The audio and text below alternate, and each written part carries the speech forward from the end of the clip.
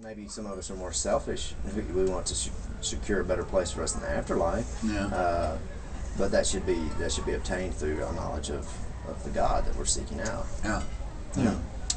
It's interesting. So it is interesting, and I've did he rake you over the coals pretty good? No. He was real cool. My experience with the Jewish the rabbis were really cool. The Jewish teachers, very cool. And no, he didn't. But it was a sobering thought. You know, I didn't feel berated in any way, but it really did kind of wake me up to. Well, it just kind of affirmed that no one knows anything. Answers are not really what life's about, I don't think.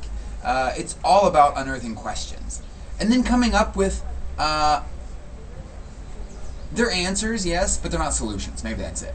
Yeah. They're answers. There aren't any solutions, but you just kind of feel them out as you go. And this is a beautiful thing. I think, you know, whether we all acknowledge it or not, that's what we're trying to do. It's not that there's, you know, humans are here on Earth because of this, that, or the other. Now, people do have definitive answers for that, but no one really knows. Yeah. You know, because, you know, you just kind of... We don't. Right. And every faith is upfront about that. We don't know. Which is we great. operate off faith. Which is why great. they're called faith. Yeah, faith-based, which I think is fantastic. So it is interesting. I really respect to hear. It's great to hear. I really do respect hearing that your pastor says, you know, about the afterlife. Just letting you know, it might not specifically my pastor. No, okay. For the record. Oh, okay. I'm new in the church. I haven't spent a lot of time with him. I've had pastors. I got you. Okay. I find that very encouraging. Not because, yay, I might get into heaven. It's not even that. Yeah. For me, it's encouraging because I believe that is a message worth sharing. Yeah, and that's an important message of mine is, you know, who am I to judge your heart? I can't. Awesome. I don't have a mechanism for that. For instance, you know, there was a group of us having a discussion a while back about not attending church as much as we should, and I don't. I'm pretty good about going to church weekly. I'm not good about going to all the services. Sure. With that being said, you know, this one person was being a bit self-righteous because they go on Sunday nights more frequently than the rest of the young group, and if we're going to inherit the church, you know, we should do better with that. And my question is, yes, you're correct, but you don't know the whole story. True.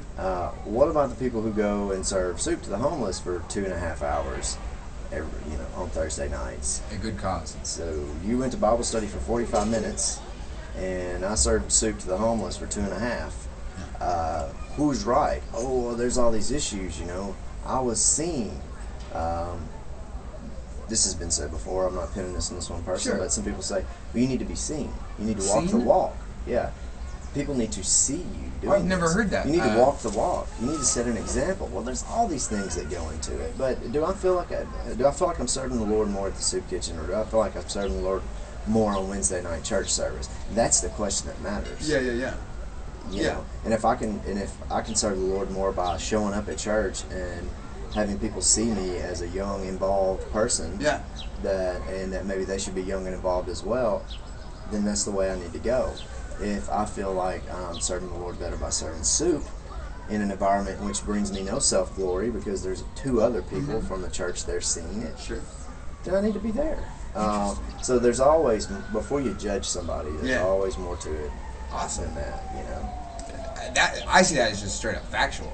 I'm glad to hear that that's recognized. Another thing is, as followers of the New Testament, we also believe that there will be rewards in heaven, and for deeds.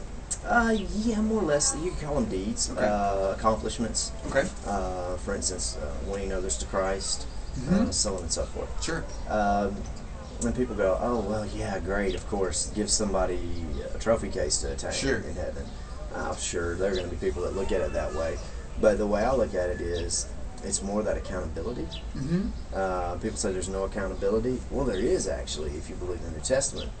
In the fact that people go, oh, well, so I'm going to set to a judgment. I don't have any crowns to give, and then I'm out. I'm done.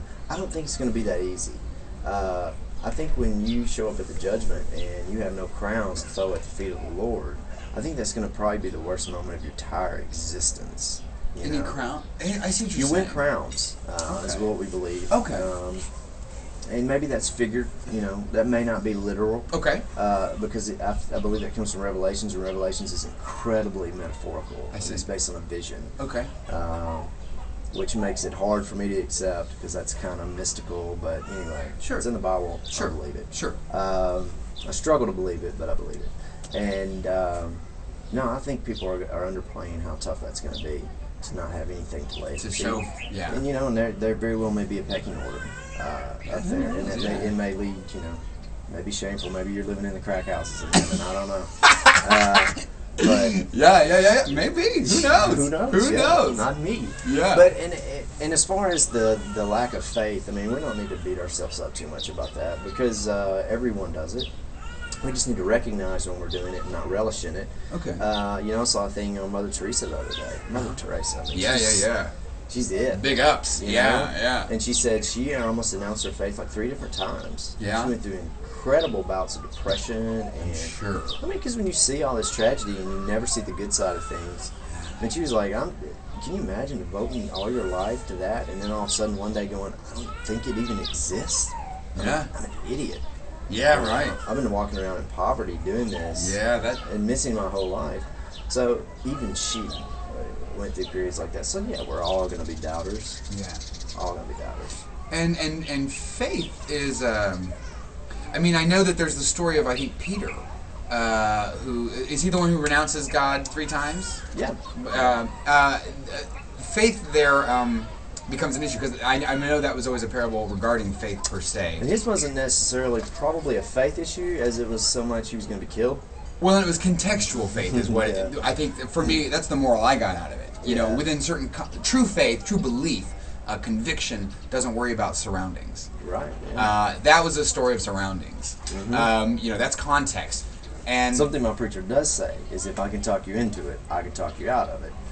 So that's what you're talking about. Fair enough. Someone talked me into this, all of a sudden somebody's got a sword, they can very quickly talk me out of it. And that was a situation of that, yeah. That's interesting. Diverting what I was going to say, that actually, where does that leave you?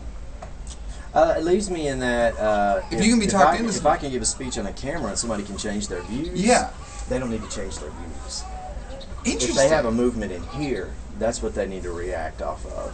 So if it's not illegal to run over animals and kill them, but I see it and I'm repulsed by it. I see.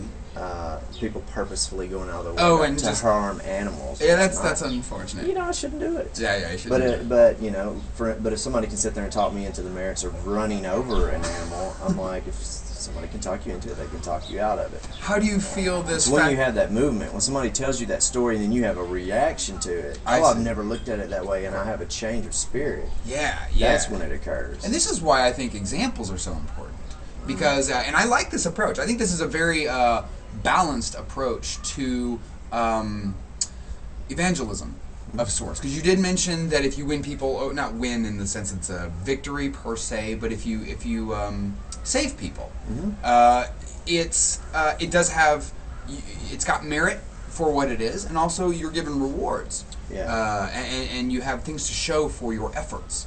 But it's interesting to consider the idea of don't believe it just because I say it, because I can probably convince you otherwise. I like the idea that words stir souls, brains stir souls, and I like that approach. I think it's very balanced.